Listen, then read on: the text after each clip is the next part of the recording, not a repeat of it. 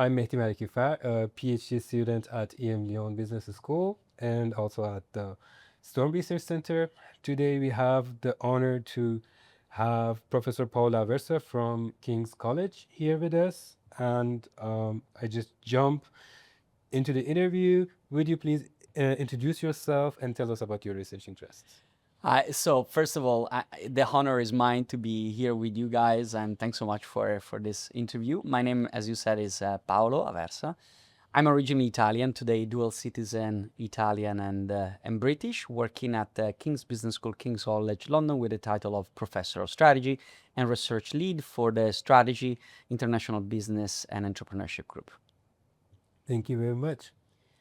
So you have a broad line of work in like numerous topics, and especially focused on specific contexts. And one that stands out is like motorsports context. So would you please tell us about that interest, like where it started?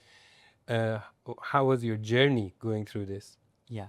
Well, I always say that in the scholarly profession, in the academic profession, they don't pay us enough to study things that we don't find truly interesting and exciting. So I never really picked topics because of their potential for publication. I picked them simply because I found them honestly interesting, puzzling, and a good conversation at the cafe or at the bar. And so for me, that was the basics. So there's not really a major strategy behind, despite I'm a strategy professor. Let's say I started with sports because I love sports. I've been particularly passionate about motorsports, Formula One. I had let's say a partial involvement in this industry before becoming an academic. I was racing go-karts. I was racing Formula SA cars. I've been collaborating with Formula 2 teams, and I was a founder of the racing team of my university, my alma mater, University of Padua. So I always thought that I wanted to work and live in this environment. But similarly to the pathway of the protagonist of one of my papers, The Primordial Soup, that I published in Org Science in, I think, 2022, this failed motorsport drivers that weren't rich enough or quick enough to make a career ended up creating jobs for themselves by becoming team managers or becoming entrepreneurs in the motorsport world to stay attached to their passion. Well, I did it in the academic world. I created this figure of, the experts in Formula One data and motorsport data, and I tried to build a career around it. Then in the effort of convincing editors and skeptical reviewers about the validity of my insights, my data, my analysis, I connected to other people who were facing similar problems because they were dealing either with sports data, with other sort of quirky settings.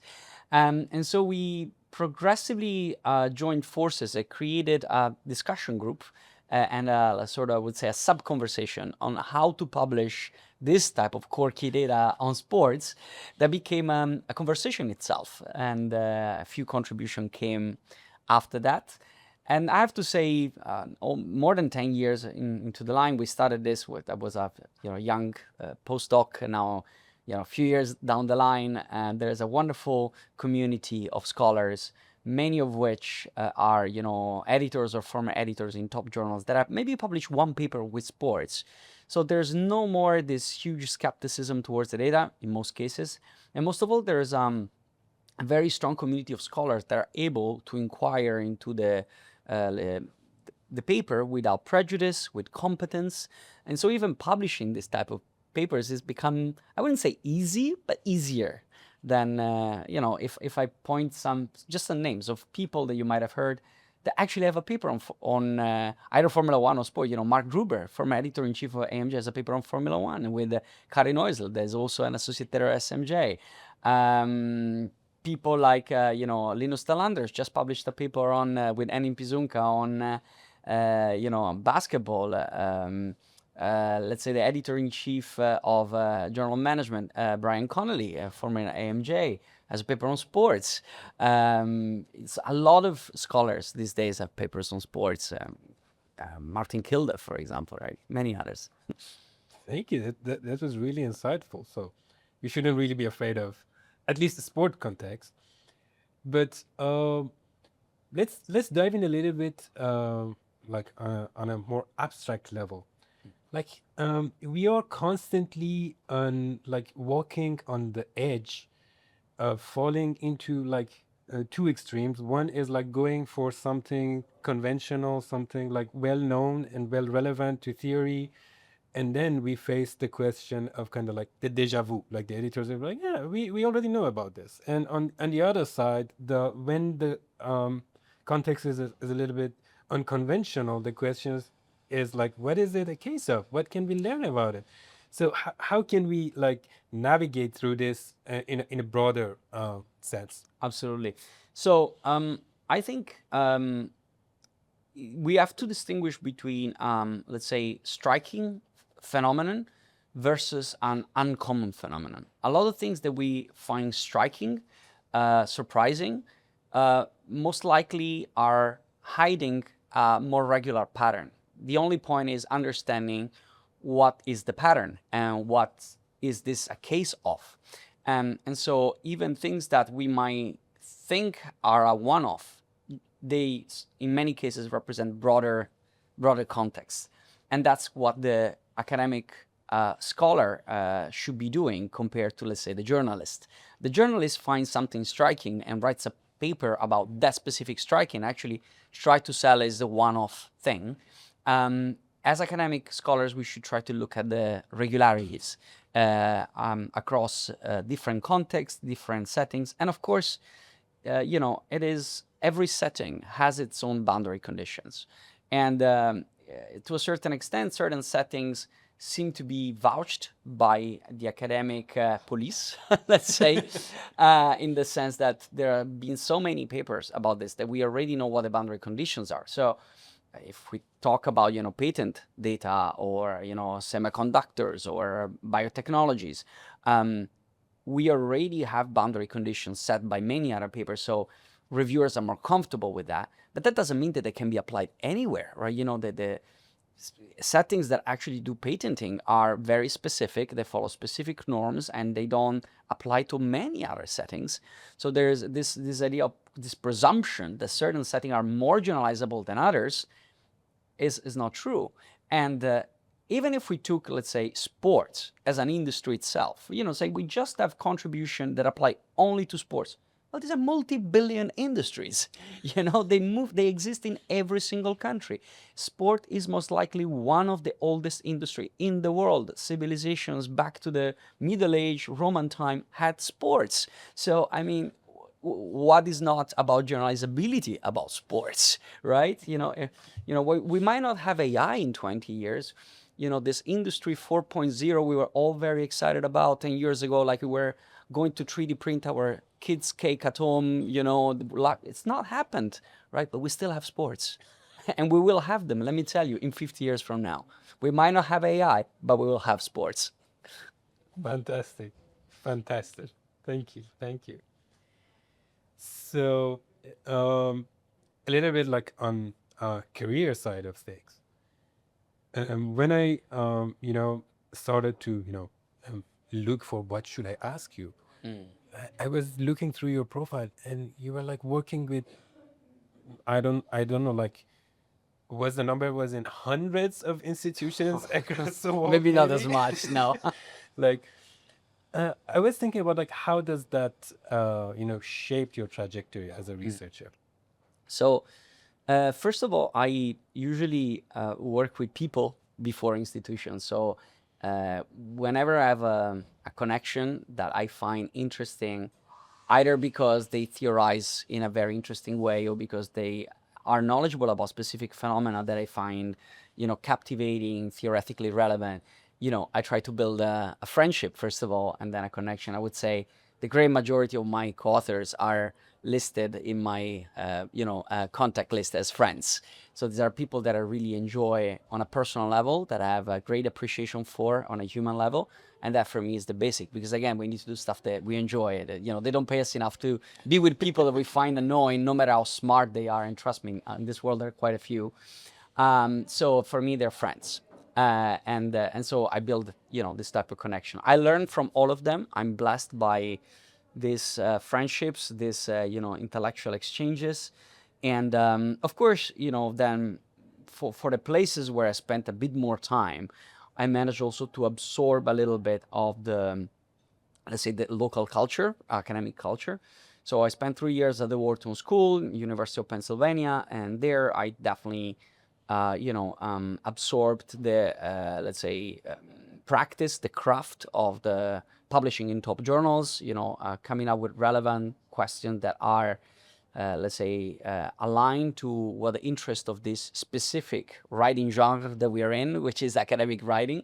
And so that was incredibly important for me to be able to elevate my ideas to a publication level that would fit a certain type of institutions. Of course, there I engaged with some professors that were highly, let's say, inspiring, and they shaped my thinking. I think of Sid Winter, Dan Leventhal, Ian Macmillan, towards the end, Rahul Kapoor, so Harbir Singh. So they really helped me. I think of myself as a behavioral scholar, interested in evolution of industries, adaptation processes, innovation dynamics. So let's say their interest became my interest. My PhD was at the University of Bologna, and Bologna is, as you probably know, the oldest university in the Western world. We like to say that when we had a university in Bologna at Oxford, we're farmers and monks. So there's a long history and appreciation for historical, qualitative studies, in-depth knowledge, both of, especially I would say Simone Ferriani and Gianni Lorenzoni, among my supervisors. They are keen lovers of empirical phenomenon, and they like digging and becoming expert of it, being passionate about what they write, and that's what I got from them, right? The passion of really digging into the data and figuring out how all this, unconventional pattern come into a broader generalizable pattern. In London, where I spent, I would say, since 2012, so you do the math, it's 14 years now. For me, it was about, London is a fantastic hub. It's a place where everybody comes and goes all the time. It's very open. I mean, back then, America was very open. Now London is more open, perhaps, and so lots of people coming through. And so this gives a lot of opportunities in terms of breadth of scope, and also for those who like archival research, like I do, this sort of old crafty way of doing research that cannot be replaced by AI, because you literally need to go into the archive and touch the paper, especially if it's not being digitalized or is handwritten maybe. In those cases, London has a immense collection of materials. I've been now, for example, I'm working on a project on the development of reemergence of style through space and time, and Palladian architecture, which is the style that underpins iconic buildings such as Monticello, the House of Thomas Jefferson, the White House, Capitol Hill, the University of Virginia in America, or Chiswick House in the UK, and many other, House of Palestine in West Bank. And it comes from my hometown, that is in Vicenza, from an architect called Andrea Palladio. Well, 85% of the original drawings of this Renaissance architect are actually in London at the V&A, Victoria Albert Museum. So we managed to actually go there, have the curator pulling out these amazing drawings from this icon. Imagine like being in front of being able to work with the original work of, Michelangelo right there, being able to move it around. It's like, it's incredible. It's incredible. And so London, in that regards, it's a fantastic hub. And there I engage with other type of scholars. I think of people like, Santi Furnari, that is very interested in places and locations. Stefan Affliger, with whom I developed a whole line of research on business models. More recently, Juliane Reinecke, with whom we are blending our interest on my side, industry dynamics and sports, and our interest in sustainability, in temporality, into a series of projects, among which we include a project on the adaptation to the climate change on the Dolomites and the Alps through artificial snowmaking. So different type of places provided different, I would say, colors of research, different approaches to research. And in the end, we are the idiosyncratic result of this sometimes conscious, at times fortuitous encounters that we have in our life. Fantastic. Fantastic. Thank you. Thank you. And among those institutions, like universities, museums, and everything, you also engage a lot with the media, like Financial Times, New York Times, BBC, Forbes, etc. What drives that engagement, and how do you see it in the light of making an impact beyond academia? Yes. So, well, first and foremost, I had a sunk cost that I had to recover, meaning I'm a major in communication. I actually graduated both an undergrad and master in communications. And so at the beginning, I thought, okay, this is probably a waste because I have so many skills about communicating on social media. I started in early 2000 about social media communication before social media even existed. And so I had all this knowledge, and I thought, okay, this is never going to be helpful to me. I did it. I enjoyed doing it. I learned a lot, but it's not going to be helpful. The truth is that as I became an academic, I realized that this toolkit I had was incredibly good to engage with media, to put my research out, to also get access to, let's say, actors, because, if we put it, a la Merton, status brings resources, brings access. So when I first moved to the UK in 2012 with a Marie Curie Fellowship to study the Formula One industry, which started a research program that lasted for around 10 years, I was Mr. Nobody. Yes, I had done some experience in motorsport, but nobody knew me. I had nothing published, so I had no reputation to go for. To have these companies that are highly secretive and highly, self-referential to open the doors and tell me their secrets. So a way to get my way through was to bring my research to the fore and in the public eye, so that they would think, okay, this person knows about our industry, things that probably we haven't thought about, but could actually be helpful to us. And so it was a way to get them to talk to me. And so I started using everything that was available to me. I was highly blessed by the fact that I was in the city of London. So it was few steps away from the BBC, from the Financial Times, from some of the, major point of, communication globally. And so they started calling me to go on TV. They asked me to, do pieces for this highly visible outlets, and that of course brought value. At the moment, I'm also a member of, let's say, a freeman of the City of London, and a member of the Worshipful Company of Communicators within the City of London. These old guilds that date back to a middle age. Mine is one of the youngest, but it's basically collects all the communicators in London, let's say the most visible one, and that's a great opportunity.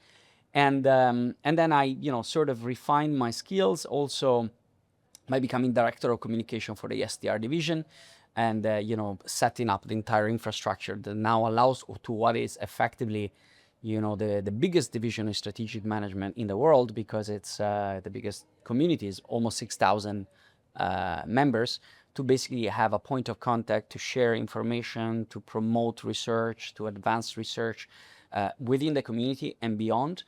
And finally, I'm lucky because my research, it's at least because I choose it this way, it's easy to share. I do research on motorsport, rock climbing, French Revolution, architecture, ski industry. This is, it's great. If you do NK modeling, it's fantastic, for research. The community of 200 people that read NK modeling will be thrilled when you publish a paper, but good luck going to talk to the Financial Times about NK modeling. So the effort to transform that insight into something actionable, in something that can speak to the community, is much harder.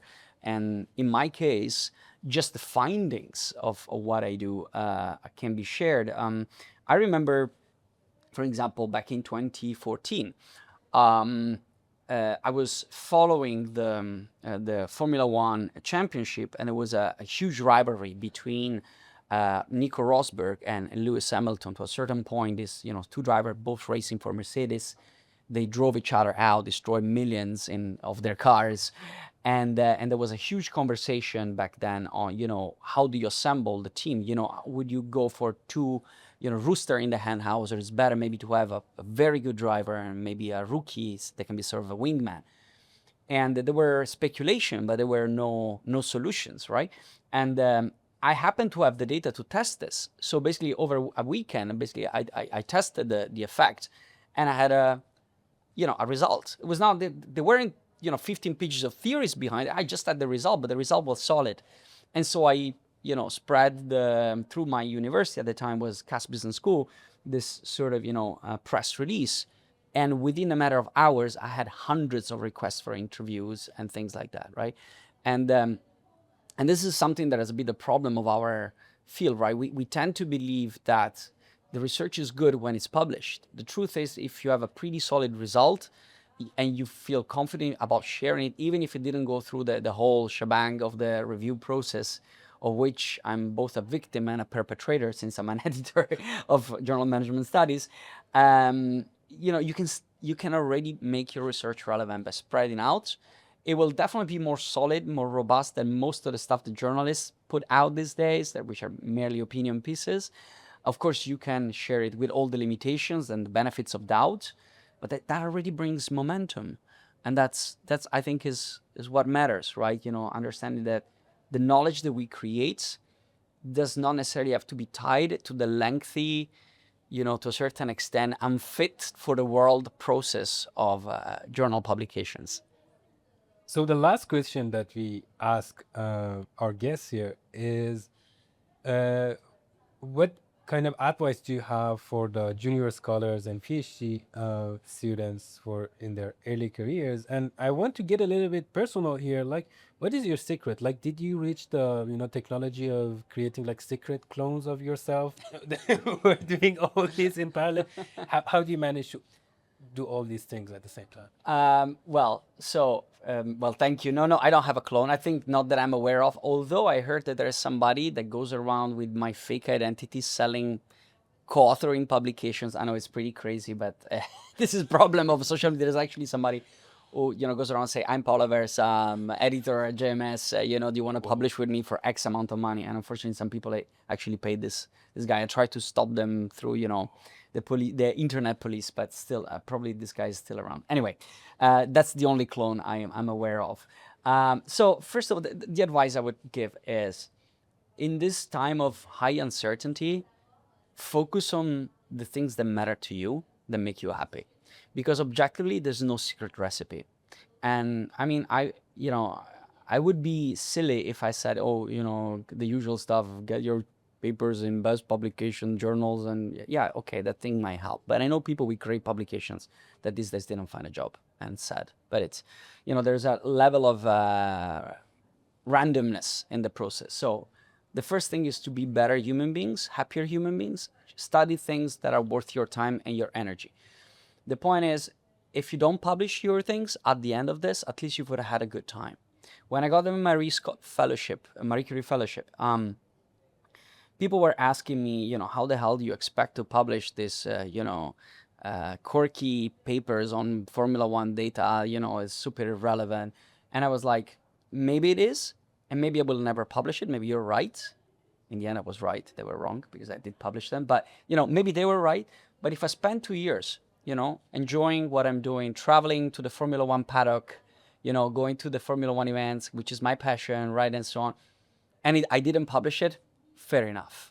It would not have been 2 years of struggle and pain. It's been 2 years of interesting stuff, being surrounded by interesting people, some of the quickest people on earth and most extraordinary engineers talking about cutting edge technology and the most global sports in the world. If I publish it, it's a plus. If I don't publish it, at least I had a good time. So with that approach, you will never look back and have a regret in life. And I think that's the most important thing.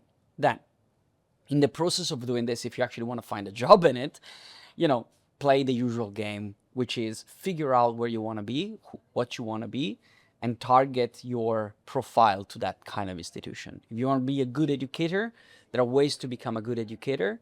If you want to be a good scholar, depending on the kind of part of the world you want to be, certain part of the world, the list of journal is made of 5 journals. In other is a bit broader, it's 15. In other is pretty much, as long as you publish something, it's fine.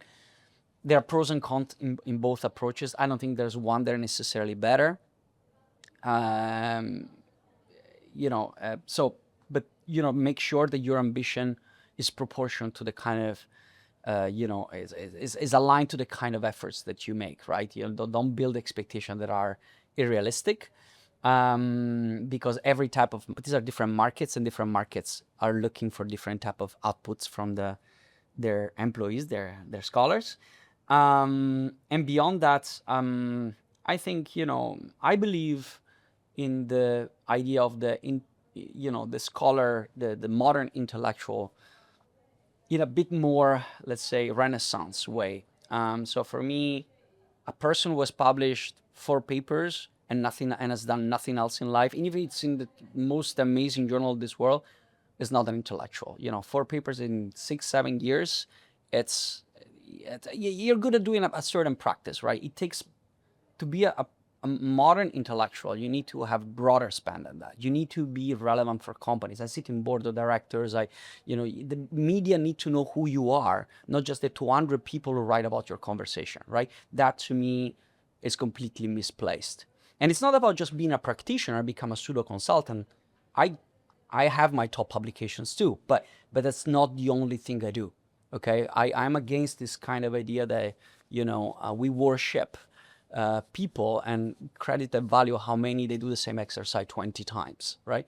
So for me, it's about being broader, well-rounded intellectual that engages in public space, that hits from time to time the top journals, sometimes also writes something that's a bit more manageable by the broader audience, that is able to talk to companies, able to talk to students, inspire students, motivate them to be better people, first of all, to make this world a better world, have dependent variables on our performance that are a bit more human, and then, of course, play the game and get your publications in, because otherwise you're not a scholar. But yeah, so for me, it's always been my thing. And as a matter of fact, I could have probably published much more than I did if I did only that. I remember when I was in high school, my parents used to go and talk to my teachers, and they would say, Paolo is a good student, we can't complain about him, right? But if he only studied instead of being in the basketball team, drawing comics, playing electric guitar in a band, he would be probably the best in class. And my answer was, I don't want to be the best in class. I want to be a little bit of jack of all trades. I want to be complete human being, not being a one trick pony. And I think this, our field, especially one side of the world, has been elevating a lot the one trick pony type of, idea, be good at one thing. And for me, you have to pass the bar eventually a few times. And this is, I think, a more European way of looking at the scholar. And this is why I think I fit much more in the European way, why I really enjoy London. This idea of the well-rounded profile, to me, is more relevant to society. And I think it makes better intellectual and happier human beings in general. Thank you very much for the fantastic insights. We cannot really thank you enough. Thank you. Thank you. So that was it. Thank you very much, Professor Paolo Aversa, for being with us, having this interview, and we wish you all the best. Thank you. Thank you, guys.